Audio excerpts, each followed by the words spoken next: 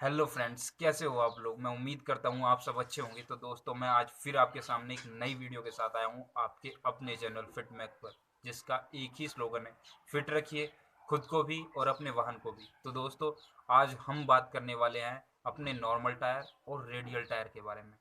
इन दोनों में क्या डिफरेंस है, इनकी कंस्ट्रक्शन में क्या डिफरेंस है, और इनके क्या क्या एडवांटेज हैं दोनों टायरों के, और क्या क्या इनके डिसएडवांटेज है। मतलब इनके बारे में हम आज डिटेल में जानने वाले हैं। बस आप वीडियो को पूरी देखना, ठीक है। तो ज़्यादा समय न वेस्ट करते हुए चलिए वीडियो को शुरू कर देते हैं।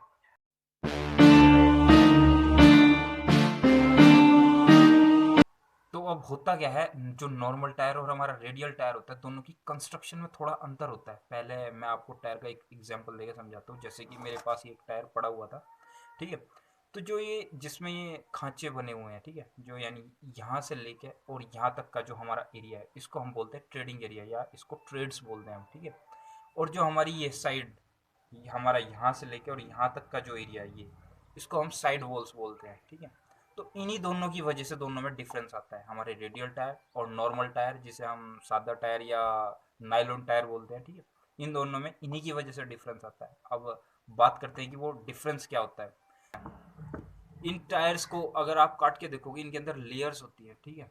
इन लेयर्स को हम प्लाई बोलते हैं। तो जो हमारा नॉर्मल टायर होता है, उसमें जो प्लाई होती है, वो उनका एंगल कुछ इस तरीके से होता है कि वे इस तरीके से क्रिस क्रॉस एंगल में होती है, मतलब एक दूसरे को डायगोनली काट रही होती है, ठीक है। जिसकी वजह से क्या होता है, ये इसका कंस्ट्रक्शन बहुत स्टिफ हो जाता है, बहुत हार्ड टाइप का हो जाता है।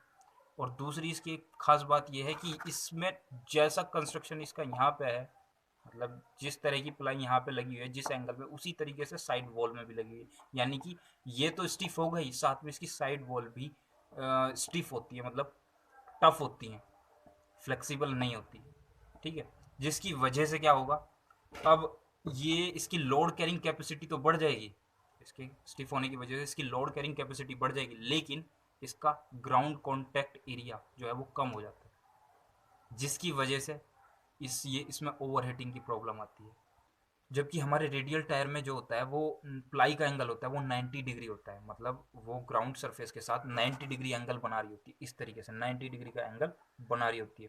दूसरा इसकी एक खास बात यह है कि इसमें ट्रेड और हमारी साइड वॉल दोनों इंडिपेंडेंट होती है, ठीक है। यानी कि साइड वॉल हमारी फ्लेक्सिबल होगी, जबकि ट्रेड हमारे बहुत हार्ड होगी, और ताकि दोनों अपना काम स्वतंत्रता से कर सके, यानी ये एक दूसरे के काम में बाधक ना बने।